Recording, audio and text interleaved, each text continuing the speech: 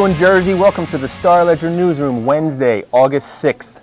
You know, I had a little bit of an anxiety attack this morning when I woke up thinking, how the heck am I going to pay to put my two young daughters through college? The story in today's Star Ledger, tuition at New Jersey colleges up between 3.9 and 9% this year.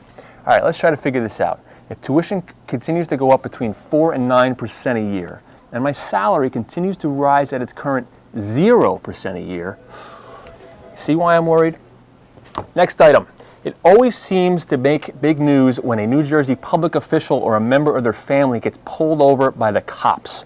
Newark City Councilwoman Dana Roan yesterday ordered to step down after interfering in a traffic stop involving her nephew. We had former Attorney General Zulema Farber got in hot water when she tried to step in when her boyfriend was pulled over. And then earlier this week, Attorney General Ann Milgram shocked the state when she's pulled over on Route 1, and what did she do? Nothing. She got a ticket. Now, she's getting all sorts of props for this from people on the internet and also in letters to the editor. I spoke earlier for our On the Beat segment with Star Ledger editorial writer Kathy Barrett-Carter to get the lowdown on this. So when I saw this story, I had the reaction that I think a lot of people, judging from the comments online, we're all sort of relieved that Milgram didn't try to get out of this traffic stop. Yes, the bar is so low in New Jersey when it comes to public officials that when they don't try to get out of a ticket, we think, yay, yippee, these are great people.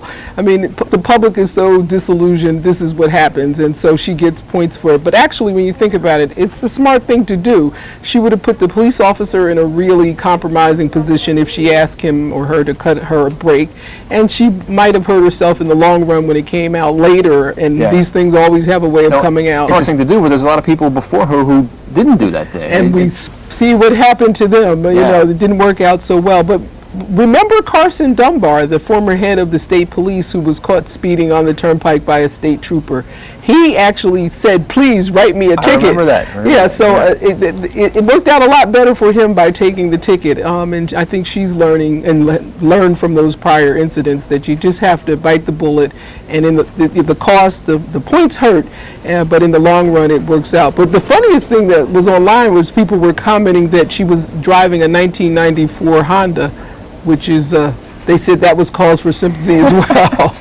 So, you know, we can take some credit for good points today on that one. We have to ask her about why she's still driving that Honda. Yes, and why does she have a driver? That's a little unusual. Well, she was on her own time, so she doesn't have to drive. Okay, that's why. All right, Kathy, thanks. Okay. All right.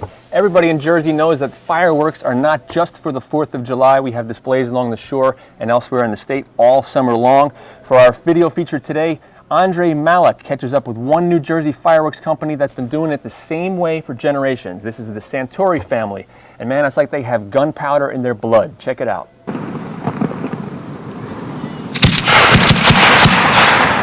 This may look like a scene from a battlefield, but actually, it's ground zero for pyrotechnicians at Garden State Fireworks. It all starts here, at this facility in Millington.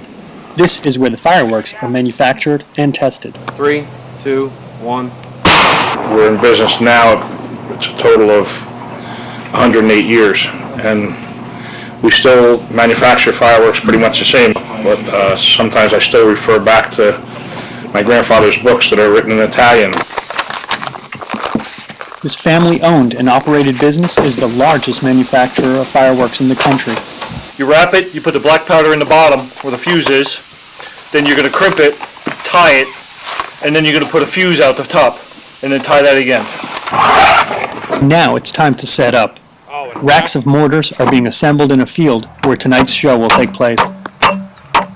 The shells are loaded into the mortars.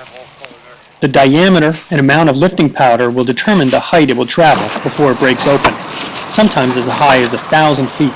Fuse burns down here to a fuse on the side, and your lifting powder's under here, and that's what propels it out of the rack. So, fuse goes down and burns it up. And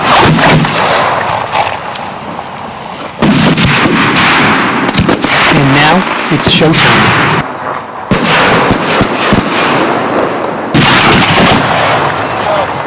Although some fireworks displays are fired electronically, the majority are still lit by hand with flares to help keep the cost down for the client.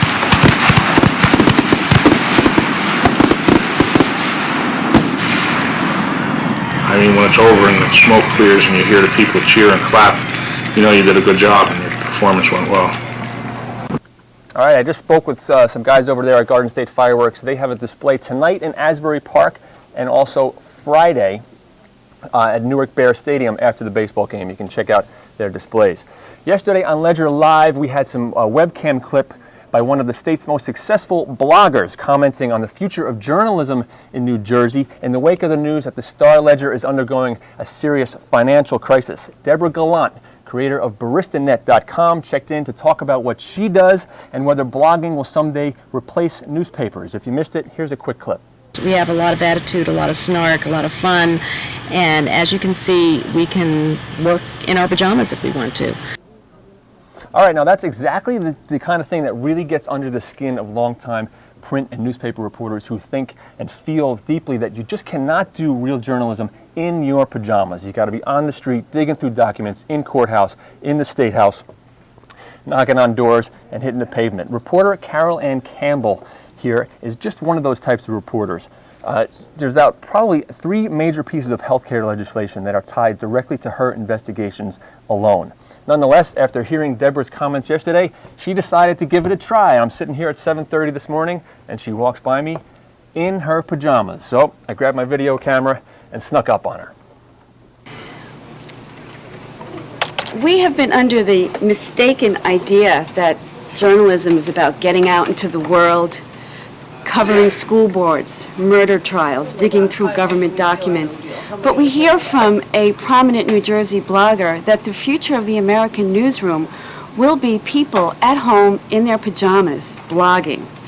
Perhaps we can tell you what we had for breakfast. I don't really know, but we thought that trying to be on the cutting edge at these difficult times, that for a little levity, we would perhaps remind people that there are real journalists who get out in the world and get you your news.